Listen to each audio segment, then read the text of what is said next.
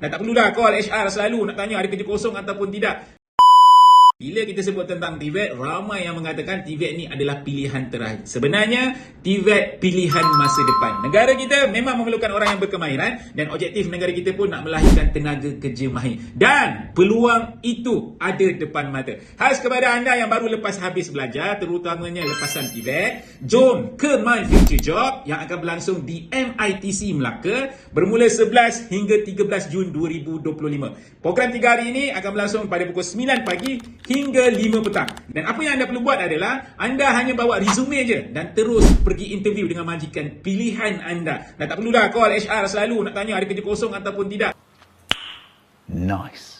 My Future Job akan matchkan dengan kerja yang mengikut minat dan kelayakan anda. Download je apps My Future Jobs kat Apple App Store dan juga Google Play Store. Cepat, mudah dan paling penting percuma je. Bila anda dah hadir ke sesi My Future Job di MITC Melaka, anda boleh jumpa terus dengan majikan yang anda nak. Boleh bina networking dengan industri yang ada, boleh dapat tunjuk ajar macam mana anda nak dapatkan kerja yang sesuai dengan anda, dan paling penting dan paling best, anda balik terus dapat kerja. Jangan lepaskan peluang. Kita jumpa di MITC Melaka nanti, okey?